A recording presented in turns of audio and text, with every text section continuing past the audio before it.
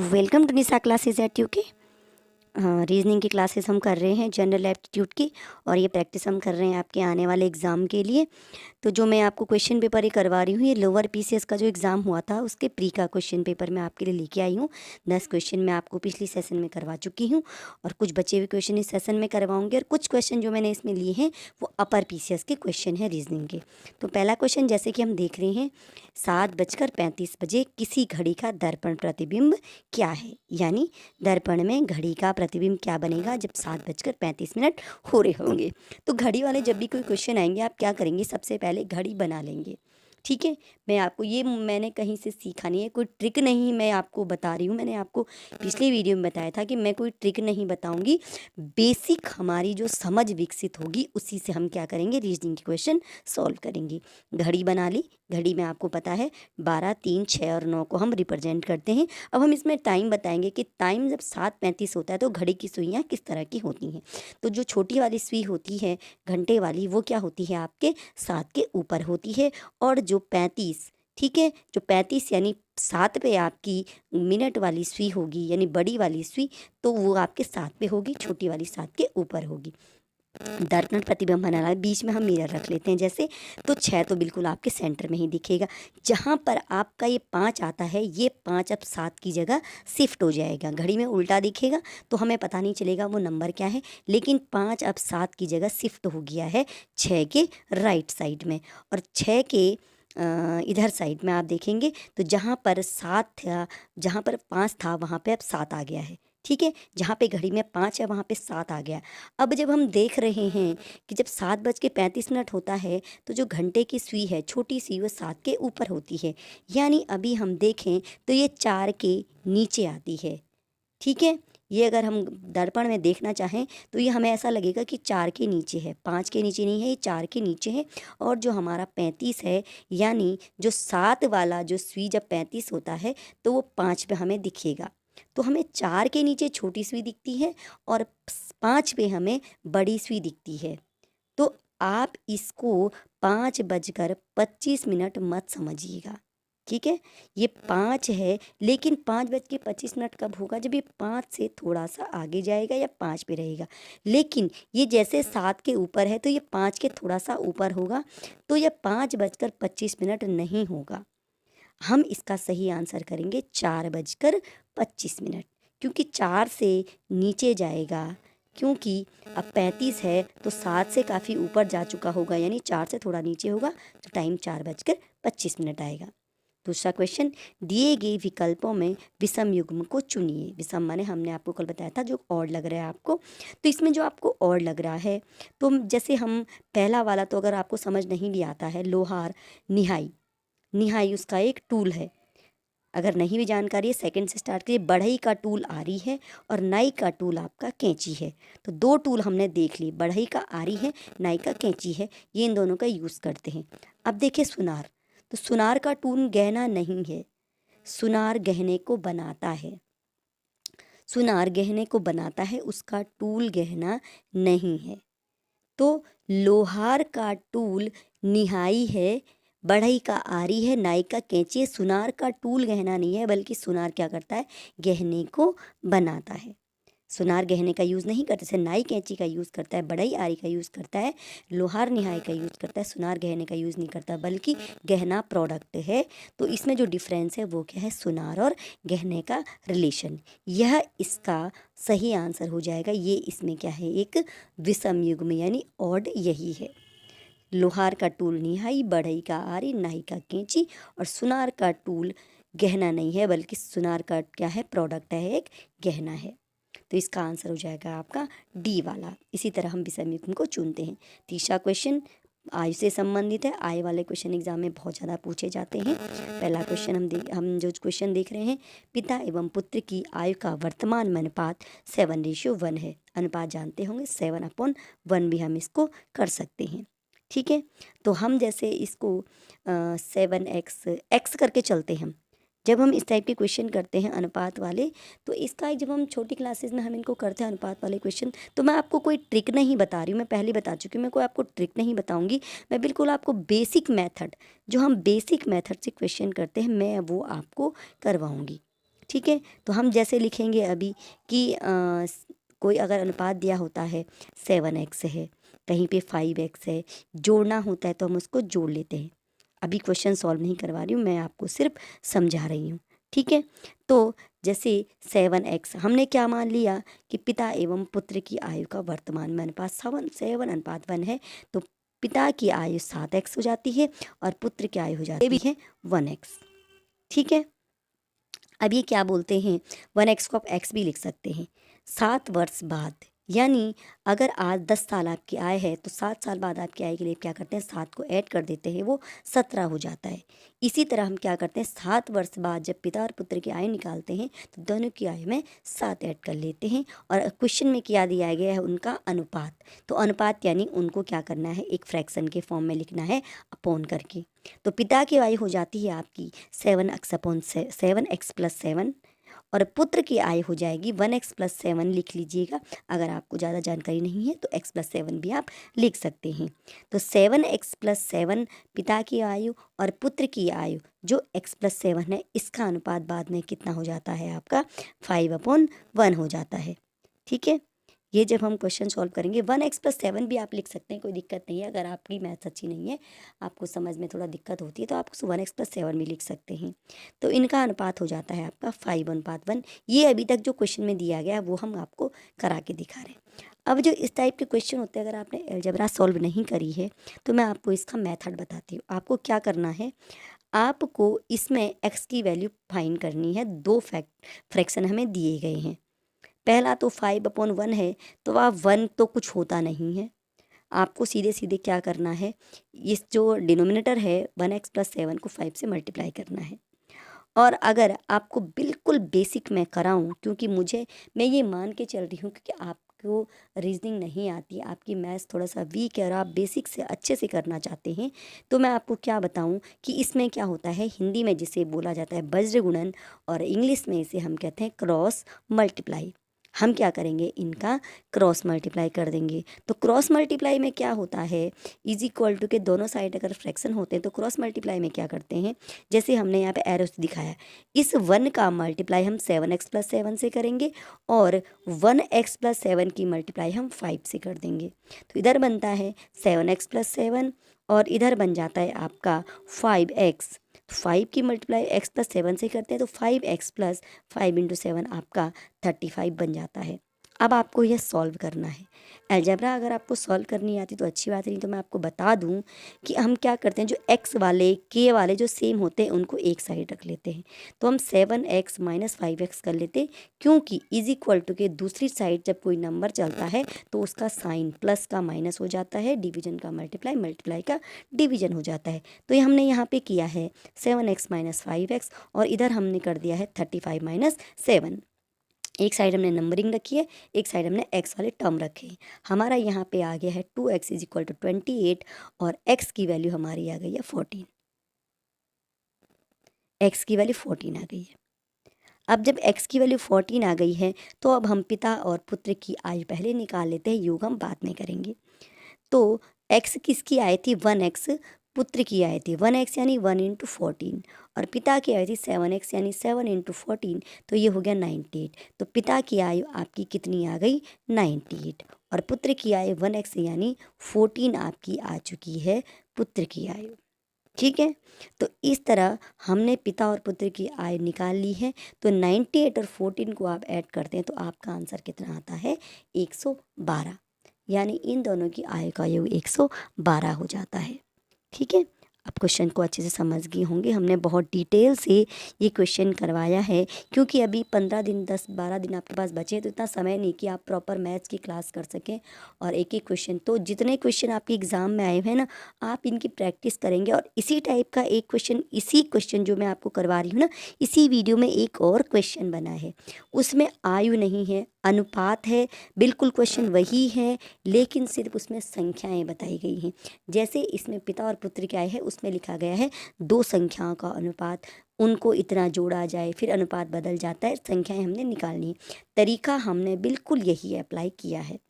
एक बार अगर आपको और अच्छे से उसमें थोड़ा सा अगर आपको कहीं से कन्फ्यूजन हो रहा है तो मैं अच्छे से बता दूं कि 7:1 का मतलब होता है 7/1। आपको मैंने बता दिया। अब हमें निकालनी है अनुपात में कोई चीज़, तो हम क्या करते हैं, मान के चलते हैं। तो सबसे पहले हम क्या रखते हैं, एक को 7x रखेंगे, ठीक है। पिता की आयु को हम क्या कर देते हैं, आपका 7x कर देते हैं। पुत्री की आयु को हमको 1x या x कर देते हैं। मैं 1x इसलिए कर रही हूँ कि अगर आपको अच्छे से नहीं आता है तो आप 1x में इसको अच्छे से सॉल्व कर पाएंगे, ठीक है। अब 7 वर्ष बाद, जैसे मैंने आपको बताया कि 7 वर्ष बाद क्या करेंगे, बाद के लिए हम उसमें प्लस कर देते हैं। तो पिता की आयु हम उसको क्या कर देते हैं, 7x + 7 लिख लेंगे। और अनुपात है फिर से, तो हम डिवाइड करेंगे, अपॉन में लिखेंगे। तो पुत्री की आयु आपकी 1x + 7 हो जाती है। और दोनों का अनुपात कितना हो जाता है आपका 5:1, यानी 5/1। थोड़ी देर पहले आपको बताया था कि इसमें क्या होता है, आपका क्रॉस मल्टीप्लाई होता है। तो क्रॉस मल्टीप्लाई में क्या होगा, अब एरो से आपको दिखा रहे हैं ये चीज़, 1 की मल्टीप्लाई 7x + 7 से होगी, यानी इसका डिनोमिनेटर दूसरे के न्यूमरेटर से मल्टीप्लाई हो जाता है अपोजिट साइड से। तो एक तरफ आपका बन जाता है 7x + 7 और दूसरी तरफ आपका बन जाता है 5x + 35, ठीक है। आपका बन जाएगा 5, मैं आपको अच्छे से करके समझा देती हूँ, 5 और ब्रैकेट में आपका 1x + 7 लिख लेते हैं, ठीक है। तो जब इसको सॉल्व करते हैं तो हमारा आता है 7x + 7 = 5x। 5 × 1x मतलब 5x ही होता है, 5x + 5 × 7 35। अब इसको सॉल्व करना मैंने आपको बता दिया था। आप क्या करेंगे, 5x को 7x के साथ लिख लेंगे, क्योंकि बड़ा नंबर 7x था, इसलिए हम 5x को हमने शिफ्ट किया और इसका साइन चेंज करके हमने माइनस कर दिया। और 7 को शिफ्ट करते हैं हम 35 के साथ, 35 - 7 हम कर लेते हैं। अब 7x - 5x, तो हम क्या करते हैं, माइनस तो आपको पता ही है कैसे होता है। 7 में 5 माइनस करके 2 आता है तो 2x हो जाता है, और 35 - 7 आपका 28 बन जाता है।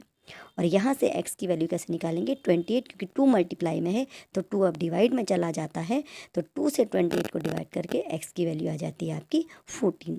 अब x की वैल्यू आपकी 14 आ गई है, तो 1x जो है वो 14 हो जाता है, यानी पुत्र की आयु 14 हो जाती है, और पिता की आयु 7 × x यानी 7 × 14 98 हो जाती है।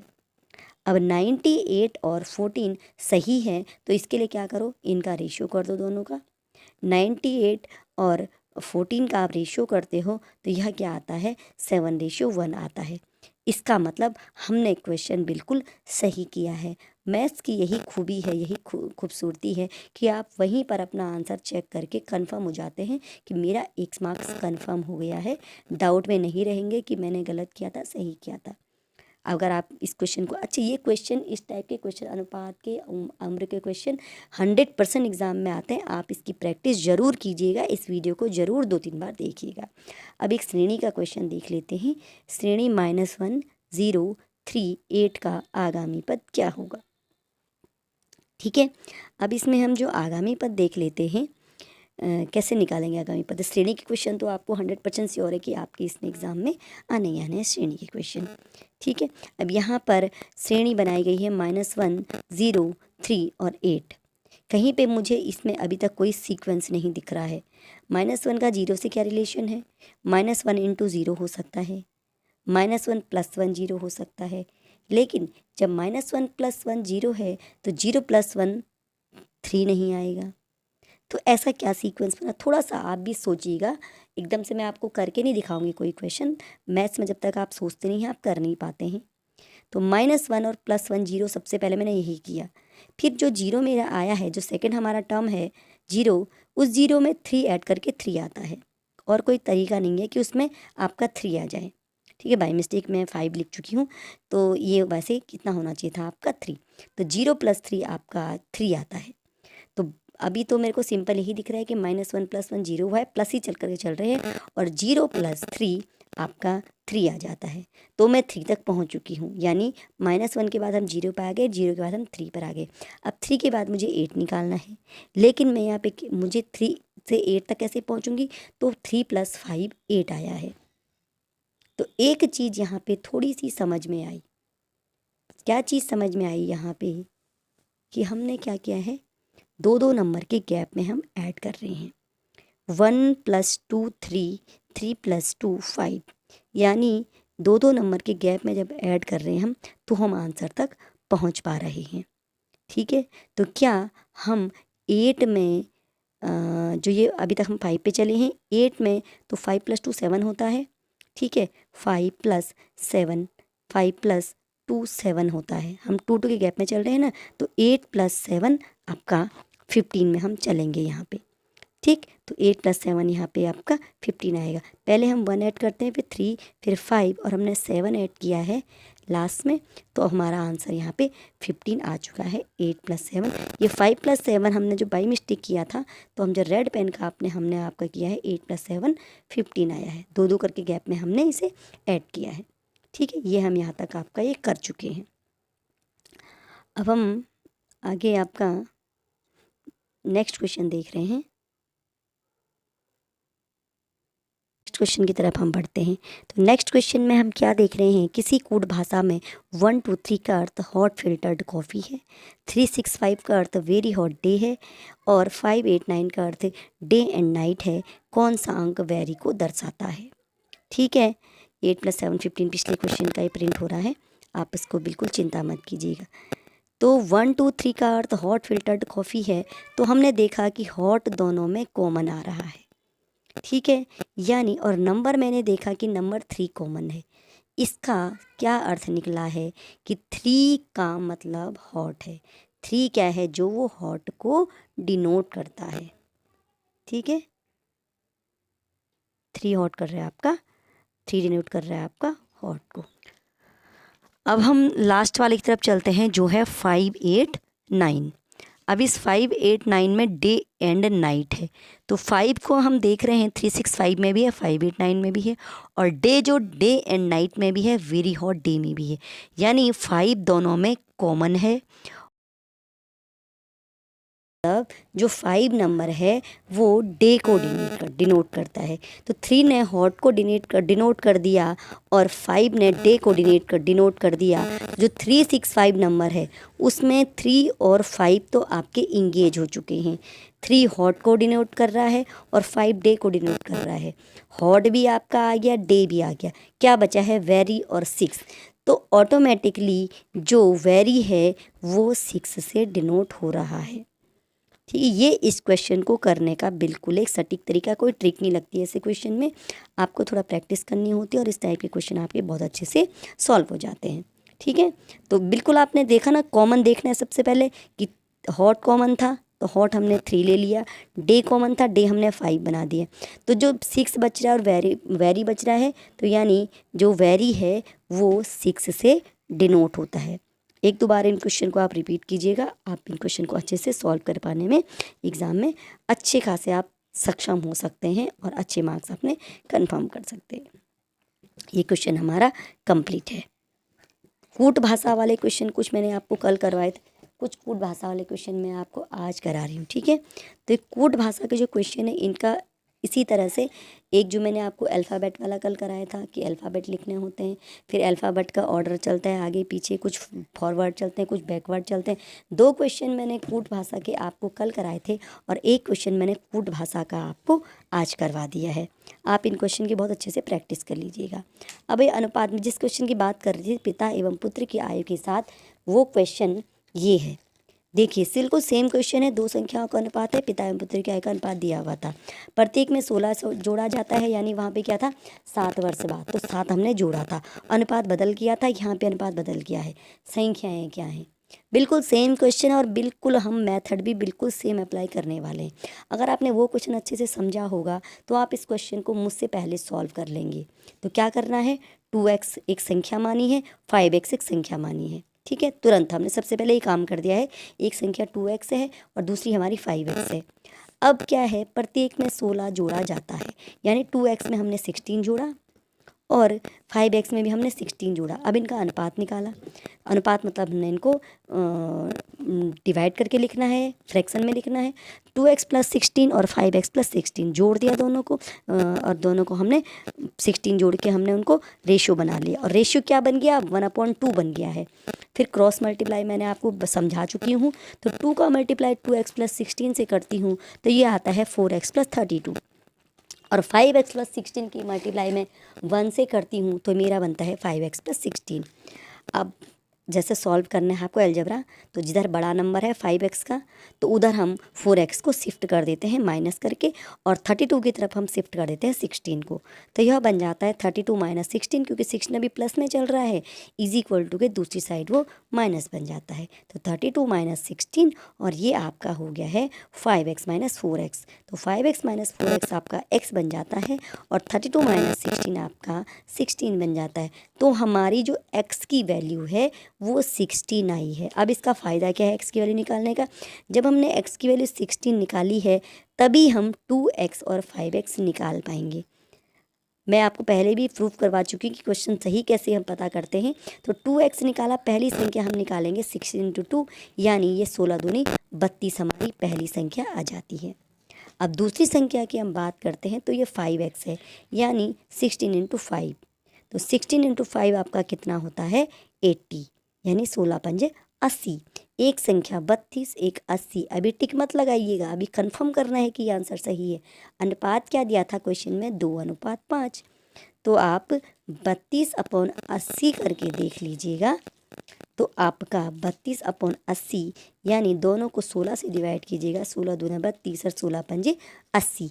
आपका रेशो 2:5 आ रहा है। इसका मतलब हमारा क्वेश्चन नो डाउट बिल्कुल सही क्वेश्चन, बिल्कुल हम सही सॉल्व कर रहे हैं, इसमें संदेह की कोई भी बात नहीं है। 2 क्वेश्चन को मैंने करवा दिए, 2 क्वेश्चन बिल्कुल अलग हैं, चीज़ें सेम हैं, शब्द बदले गए हैं, और रेशियो वाले क्वेश्चन करने का इससे बेहतर तरीका नहीं है। अब 7वां क्वेश्चन देखते हैं। कल जो मैंने एक स्टार वाला करवाया था कि क्या रिलेशन बन के क्या निकलता है, सेम वही क्वेश्चन है। अब वो लोअर पीसेस का क्वेश्चन था, या अपर पीसेस का क्वेश्चन है। दोनों एग्ज़ाम साथ साथ हुए थे, ठीक है, 2 एग्ज़ाम अलग अलग हैं, साथ साथ हुए थे। अब 2*3, 2 का 3 से कोई रिलेशन है, 10 बना है। 7 का 2 से कोई रिलेशन है आपका, तो आपका 63 बना है। 6 का 5 से कोई रिलेशन है, 66 बना है। और 8 का 4 से कोई रिलेशन आया है आपका, 96 बना हुआ है। तो 9 और 7 का ऐसा क्या रिलेशन होगा? आंसर बताइएगा इन सब के रिलेशन को देखते हुए। तो 2 से अगर 10 आया है तो सबसे पहले माइंड में क्या चलता है कि कहीं से 5 आया होगा, तो ये 10 बना होगा, ठीक है। तो 5 2 जा 10, लेकिन 5 आया कहाँ से? तो सबसे पहले माइंड में जो क्लिक करा, 2 + 3 5, मैंने इन दोनों को ऐड करा। सबसे पहले माइंड में क्या क्लिक करा कि 2 को अगर 3 से जोड़ दिया जाए, 2 + 3 कर दिया जाए, तो ये 5 बनता है, और 5 का दुगना करके ये 10 बनता है। डबल किया मैंने। लेकिन जब हम 7 और 2 तक पहुंचते हैं, हम 7 + 2 9 करते हैं, 9 का डबल करते हैं, तो ये 18 बनता है। तो ये हमारा जो फॉर्मूला है यहीं पे ये ख़त्म हो जाती है हमारी ये सोच। अब हम दूसरी सोच अप्लाई करते हैं कि 63 इतना बड़ा नंबर, 9 का 63 से कोई रिलेशन, ठीक है।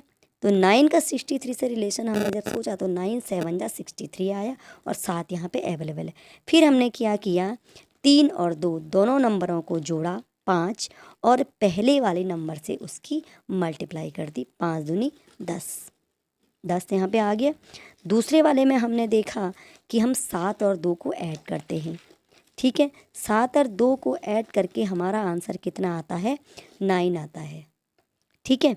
और 9 को हम जब जो नंबर पहले है 7 से मल्टीप्लाई करते हैं तो हमारा कितना बनता है?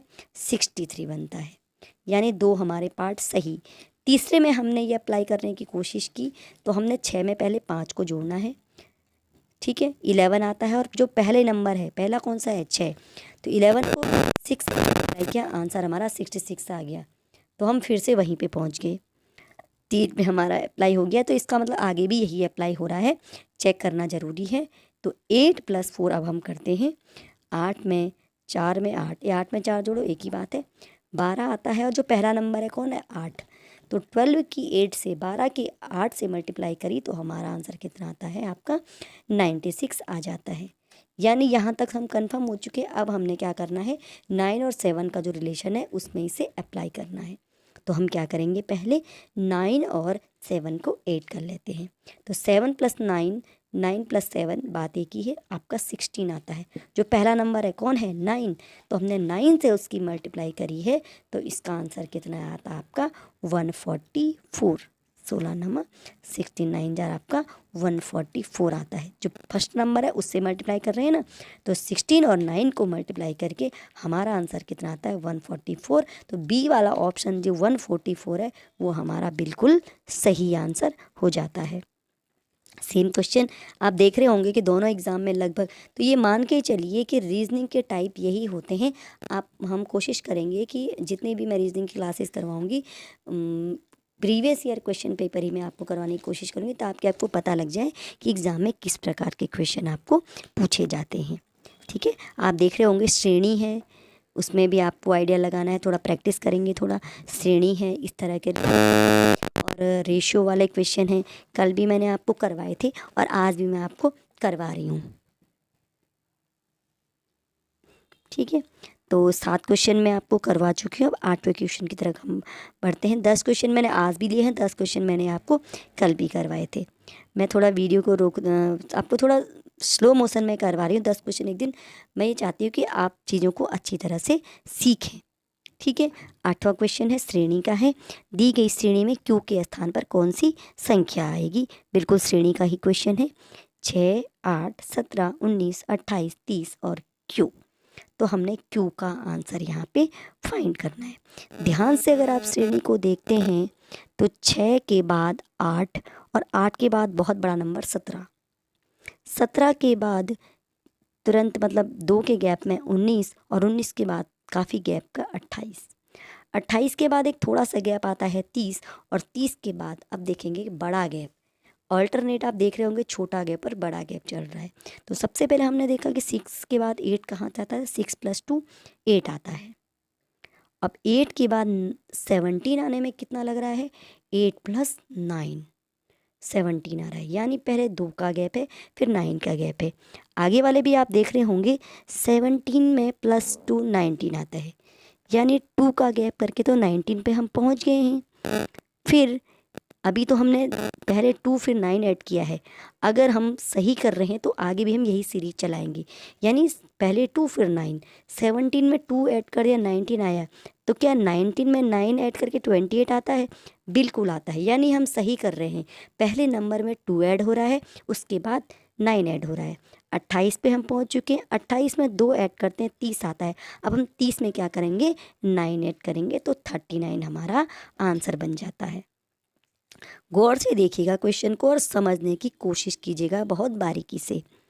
ठीक है, ये कहीं पे मैंने सॉल्व नहीं किए हैं क्वेश्चन। जब मैंने एग्ज़ाम दिया था प्री का 2022 में शायद, तभी मैंने ये क्वेश्चन पेपर वहाँ सॉल्व किया था। आज मैं आपके लिए सॉल्व कर रही हूँ। तो ये जो प्रैक्टिस होती है इससे ये चीज़ें निखरती हैं।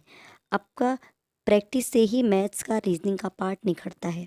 आप एक्सपर्ट तभी बनते हैं। और अगर आपने रीजनिंग का पार्ट, मैथ्स का पार्ट, एप्टीट्यूड का अच्छे से कर लिया तो आपका जो माइनस मार्किंग है ना, वहाँ आप बिल्कुल भी फेल नहीं होने वाले।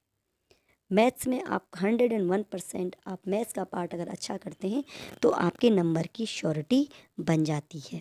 और नंबर की श्योरिटी बन जाती मतलब आप फिर डाउट में नहीं रहते हैं कि मेरा होगा नहीं होगा। +1 में ये नहीं कि नंबर 100 लगा लिया 70 पहुंच रहे हैं। मैथ्स का क्वेश्चन आप अगर अच्छे से अटेम्प्ट कर लेते हैं तो, लेकिन थोड़ा सा ये होता है कि मैथ्स के लिए थोड़ा टाइम आप कंज्यूम कर सकते हैं। पहले आप जीएस कीजिए, मैथ्स आप उसके बाद अटेम्प्ट कीजिए। एक क्वेश्चन है, 0.01 + 0.01 का स्क्वायर का मान क्या है। तो पॉइंट में जब स्क्वायर होते हैं तो हमेशा क्या होता है, पॉइंट के बाद जो नंबर होते हैं वो डबल बन जाते हैं। जैसे यहाँ पे 0.01 है, तो जब इसका स्क्वायर करेंगे तो हमें पॉइंट के बाद 2 नंबर दिख रहे हैं, आंसर में हमारे पॉइंट के बाद 4 नंबर आएंगे स्क्वायर में। तो सीधे इस क्वेश्चन को सॉल्व करते हैं। 0.01 + 0.01 का स्क्वायर बन जाता है 0 पॉइंट। अब हमारे पास नंबर तो 1 है, 1 का स्क्वायर तो 1 बनेगा, 0 का स्क्वायर 0 होगा। तो हमें 4 नंबर चाहिए, तो हम 4 नंबर कहाँ से लाएंगे। 1 तो हमें लास्ट में ही रखना है, 1 हम पहले रख सकते हैं। तो हम इसका क्या कर लेते हैं, 0.01 का स्क्वायर हम इसको लिख लेते हैं 0.0001। हमें 4 नंबर करने हैं क्योंकि पहले 2 नंबर दिए गए और हमें क्या करना है, डबल करना है पॉइंट के बाद। तो हम कर लेते हैं 0.0001 हम इसको कर लेते हैं। ठीक है, अब क्या करना है, इसका हमें ऐड करना है। तो ऐड करने के लिए आपको पता है कि पॉइंट के बाद 2 नंबर यहाँ से ऐड होंगे और पॉइंट के बाद 2 नंबर यहाँ ऐड होंगे। बाकी नंबर अपना सेपरेट रहेंगे। तो इसको ऐड करके हमने जब देखा तो हमारा आंसर क्या आता है 0.0101। आप 012 ऐसे कंफ्यूज मत हो जाइएगा, 0101। तो इसका आंसर आता है 0.0101, जो हमारा पहला ऑप्शन है ए वाला, ये हमारा इसमें सही आंसर है। बिल्कुल सिस्टमेटिक मैं आपको बता रही हूँ, आप ध्यान से इन्हें देखिएगा। थोड़ा समय लग रहा होगा, आधा घंटा अगर आप डेली देंगे तो हो सकता है आपके रीजनिंग वाला पार्ट अच्छा हो जाए, आपका सिलेक्शन बन जाए। आपके एक एक नंबर एग्ज़ाम में कीमती होता है, 0.25 से भी सिलेक्शन रुकते हैं। तो इस तरह के क्वेश्चन आप ज़रूर सॉल्व करने की कोशिश कीजिएगा। और ये रिसेंट एग्ज़ाम के पूछे गए क्वेश्चन हैं, लोक सेवा आयोग के जो सबसे अच्छे एग्ज़ाम है लोअर पीसीएस अपर पीसीएस, उसके क्वेश्चन मैं आपको ये करवा रही हूँ। ठीक है, तो मैंने आपको पॉइंट का स्क्वायर बता दिया है। 3 के स्क्वायर तक ये चलता है। जब 4 का स्क्वायर 16 आएगा तो आप 0.0016 इसको करेंगे। ठीक है, यहाँ तक। अब 10 क्वेश्चन मैंने आज भी लिए हैं इसमें, ये आपको मैं पहले बता चुकी हूँ कि अपर पीसीएस के क्वेश्चन है। लास्ट क्वेश्चन हमारा जो है उसको मैं आपको पहले से डिस्कस कर दूँ क्योंकि टाइम थोड़ा सा कम बचा है। तो उसमें अभाज्य संख्याओं से संबंधित क्वेश्चन है। अभाज्य संख्या यानी प्राइम नंबर, वो 2 से लेकर के स्टार्ट होती है प्राइम नंबर, एक प्राइम नंबर नहीं होता। और इसका आंसर आपका 25 है।